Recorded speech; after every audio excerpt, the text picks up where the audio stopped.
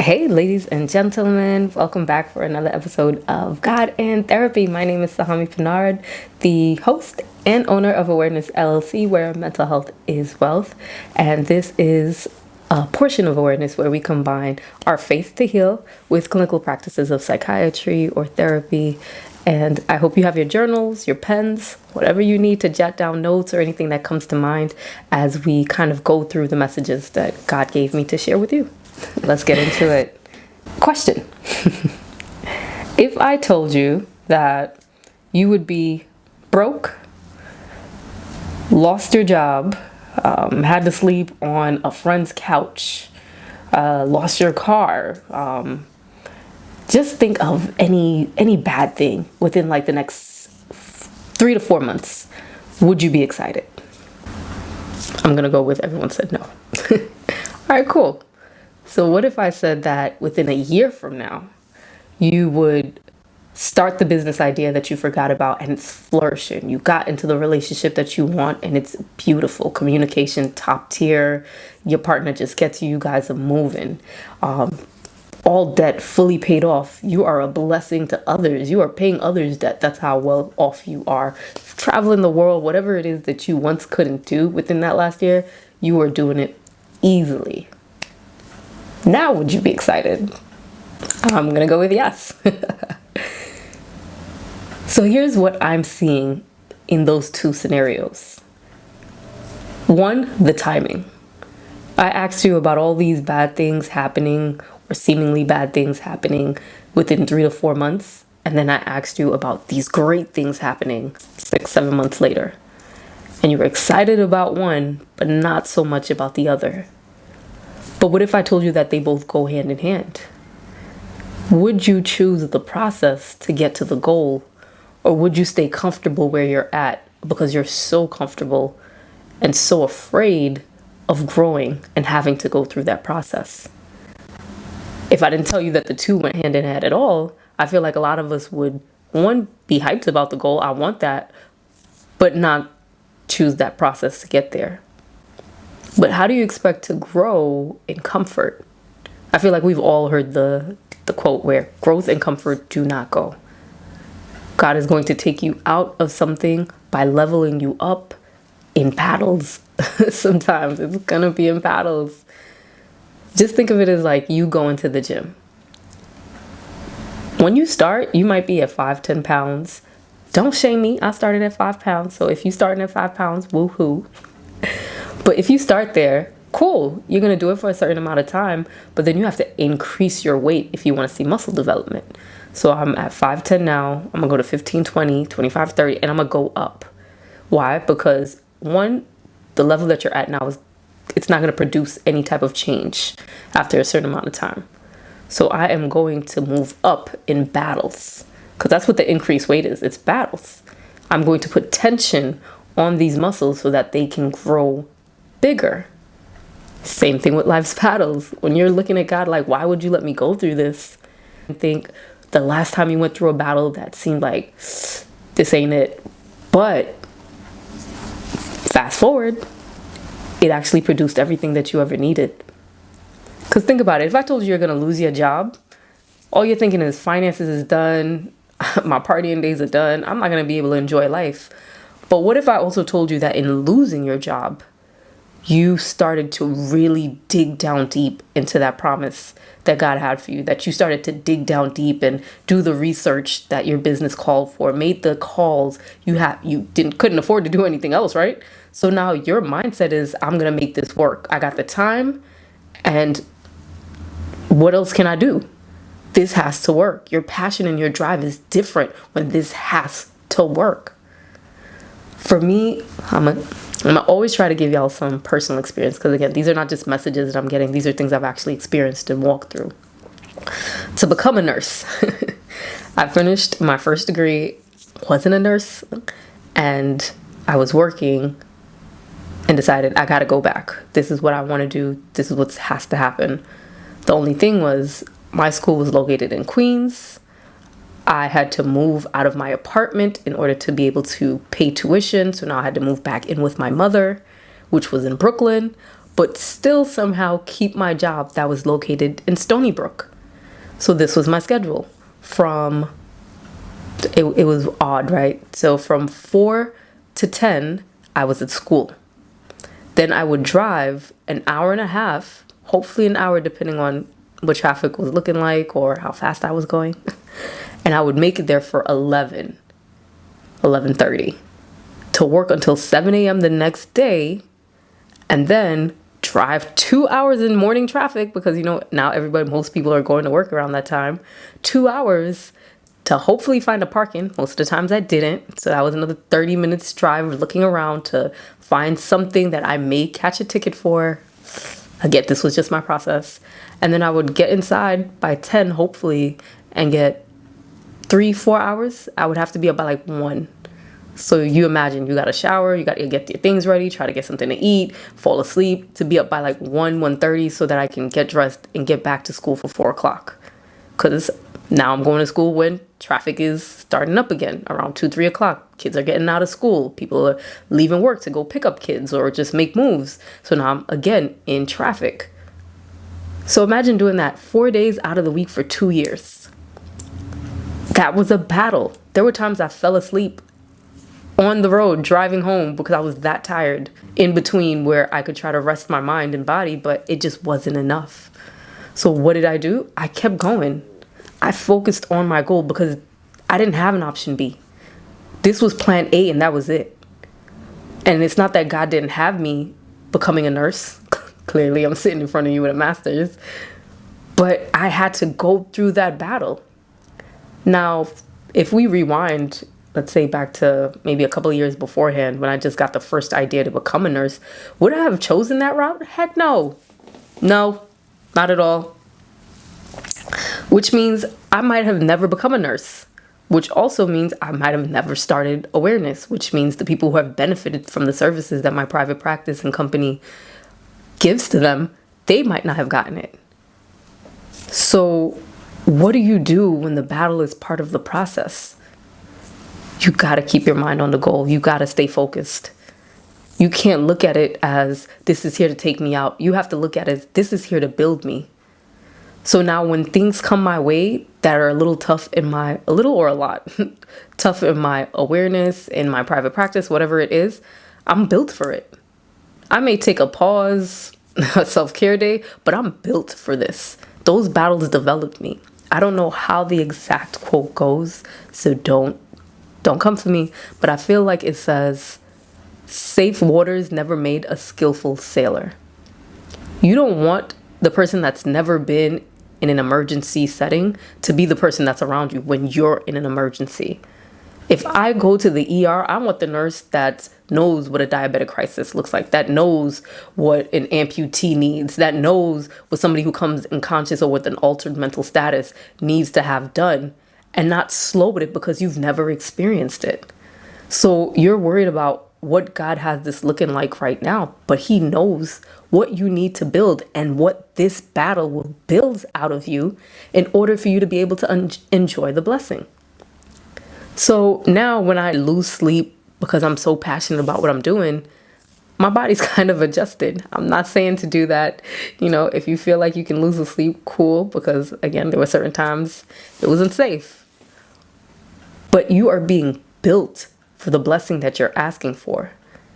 You're going to lose some friends. You may have to step away from some family members, but your focus has to be that God has gotten me. This is going to turn out for my good. Because that's what God has. It's nothing but good for you. The process may not be what you want, but He has nothing but good for you. Think of it, let's bring it to scripture. Think of it as Joseph. God gave him this dream where he saw all his brothers basically bowing down to him. He goes and tells his brothers, who are like, oh, so you think you're better than me? Got you. Now they sell this poor man into slavery. From slavery, God's still favoring him because God still has this promise for him. So God is with him. He gets sold into slavery. He goes to this town. He becomes like the head servant in this guy's house. But here comes another battle. the guy's wife is feeling him. She's trying to sleep with him. He's not having it. He's like, listen, your husband treats me good. There's nothing that, I want for when it comes to this. So please leave me alone. She's not having it. She somehow gets a hold of his cloak as he runs away from her. And she tells her husband, look, he tried to rape me. Clearly a lie. Her husband doesn't try to investigate this. Now he's in prison. Another battle. But God favors him. God still has this promise for him. So now he's in jail. He's with these two people who works in the palace, and they're having dreams. They don't know what the interpretation is. And because God is with him, I'm going to keep repeating that. God is with you in the battle. He is able to interpret this dream from them by taking it to God. And they're like, you know what? Thank you. Not both messages were great, but the one that, was good. He's like, I'm going to remember you. So he gets released. He gets back into the palace. He forgets Joseph. So Joseph spends an extra 2 years, I want to say, in jail. And finally, when the time was right, scripture tells us, when the time is right, I, the Lord, will make it happen. Now, the Pharaoh, starts having all these crazy dreams. He's like, that's when the person who was in jail with Joseph remembers him. He's like, oh, wait, there was this young dude in prison with me and I was having dreams and he was actually able to tell me exactly what was going to happen. Maybe he can help you out. So here comes Joseph's time. He's called out, cleaned up, all that goes before him. And he's like, this is what God is telling me your dream is saying. This is what's going to happen. This is how you need to prepare. From there, it's straight. Everything happens. All good. He's promoted. He's second to one. Everything he needs, all the battles that he had to go through to get here, they seemed far off into the past. Because imagine if he had never told his brothers the dream, if they had never sold him into slavery, if this woman never accused him of rape, all these other things that happened don't. And now you don't get to see the promise of God. So when you're running away from certain battles thinking this can't be from God, God wouldn't want me to hurt. It's not that he wants you to hurt. He wants you to grow. And he knows that growth and comfort do not go. Same with me when I'm in therapy and I'm speaking to a client, I'm going to ask you, which one's more important for you? Is it the comfort in this or is it your growth to that? Because understand, you can get comfortable in discomfort. There are times when our situations are not the best, but because we have been in them so long, we have learned how to navigate in them. So now we're okay with sitting in it. There are people who grow up in real bad neighborhoods, but I kind of know how to maneuver. I'm not going to walk this block at this time. I'm not going to walk down this block if I have a bag in my hand. I'm not going to have certain things out. I know how to maneuver it, so I'm good.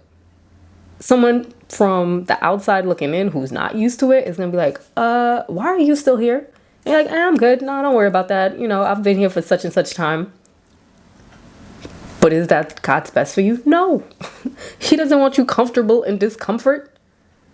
He wants you to experience better. But will you go through the process? Will you go through the battles to get to better? Will you increase your weight so that tension produces more strength? Because that's what's happening. That's what the battle is there for. So you can't want the goal without the process. Because God is a God of order. You're going to go through this, but I have this for you. I had this chain when I was in one of my waiting seasons because it just seemed like it was nothing but battles. And I was growing my relationship, but at the same time, I'm like, this is nothing but battles. And I got to Hebrews 6:15. It says, after he patiently endured, he received what God had promised him. Which means there's going to be things that you're going to have to endure. There's going to be things that you don't like, that you don't want, that you're going to have to go through. But that doesn't take away the promise that God has for you.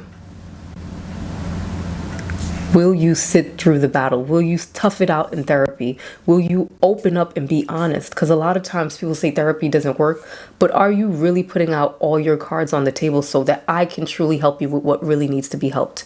Don't come to me with surface level things if you know it goes a little bit deeper than that, because I'm not really going to help you heal from the right things. And you don't want to cut off branches but leave the root. That tree is going to grow back. I need to be able to attack the root of what's causing this for you, which means you got to be honest. You got to be vulnerable. And that takes a lot, right? Because society has shown us, taught us, you don't show vulnerability because that's a weakness. And it's not. Do you know how much strength it takes for me to tell you my deepest issues, the things that have really been plaguing me, and trust that you won't use it against me. You won't use it to hurt me. That takes a lot of strength. So I don't understand how we got into this mindset of vulnerability as a weakness. It's not. So that's another thing we got to change. I may have to change that mindset with you. So when you come to therapy, you got to trust that this prayer that I prayed for God to take me to the right person, to bring me the right therapist, the right mental health provider, that when he led me to you, whoever it is that you're sitting in front of, there was no mistake. But I have to be willing to work the process. And just because it doesn't work the first time, maybe you guys don't connect for whatever reason, you have to be willing to try again. Because imagine if at any point Joseph stopped because it was too much, like, God, you don't have this for me. I clearly heard wrong. If at any point that he stopped, he would have came out of the promise of God. He might not have experienced living in the palace and being not only a blessing for himself, but he ended up being a blessing for his brothers and his father, his sisters, and all their relatives, because he's the one that ends up saving Egypt. So don't push away the battle. I know it's tough. That's why I'm always going to tell you, make sure you have the right community. Make sure you're in your word. I have my Bible always in front of me right here, just in case I want to go into something that just pops up. You have to be willing to stick through it. God has the blessing for you, but there's also a battle. And if the battles seem like they're coming back to back to back as you are progressing, understand you might be near the end. When did the devil come and tempt Jesus? Literally towards the end of his 40 days and 40 nights of fasting. And that always, like, why would you come at the end? Because he realizes, I've sent all these little things and you got tripped, but you got back up. And now you're nearing the part where God is about to really give you the blessing, and you're going to be this impactful, not only to you, but to all these other people that the devil is trying to stop. Nah, I gotta hit harder. I gotta come in harder. So that might be why the battles are coming so hard, because you're getting closer to the end of it. You're getting closer to your breakthrough, the next level, the progression, the promotion, whatever it is, you're getting closer to it. So the battles are hitting a little bit harder. So you always got to be in your word. You always got to be in conversation with God. Like, is this you? Am I good? Like, I'll go through it, but I just want to make sure you're going with me. And that's what you need to do. Make sure God is with you. So please, please take your word, but also take the advice and the prayers that God gave you and get into therapy. Be vulnerable with us. Talk to us. We're here to help you. I wish I would have had these resources. I wish I was strong enough to talk to someone and let them know this is what I was going through. I might not have experienced as much hurt as I did. The enemy was very good when I was in my phase of depression. He kept me isolated for a minute. I lost about 30 pounds in, I want to say 4 weeks. And then I was good at masking. Oh, now, I'm losing weight, I'm trying to get ready for the summer. To the point where my best friend thought I was sick. That's how much weight and how quickly I was losing it. Didn't have an appetite, didn't have the will to keep going. But thank God for God, I eventually got into therapy. I got into building my relationship with God. And the battles, not that the battles didn't come, I was just equipped for them. Okay, you want to come today? You want to remind me of this? Okay. I would tell people I'm in my circle today, which means you're on mute and sermons are on back to back to back to back. I would stay and watch 4 or 5 sermons. I would journal. I would be in my word, whatever it was. Maybe it's music for you. For me, it had to be that until I felt a shift in my spirit where I could get up again, where I felt like I had an appetite. I wanted to go out and do something. So be very mindful of your battles. Don't push them all away. They're there for a reason. Welcome your goal, but also be ready for the battles. Remember to trust your process and trust God with it. Healing is never canceled, and mental health is wealth. Thank you for joining.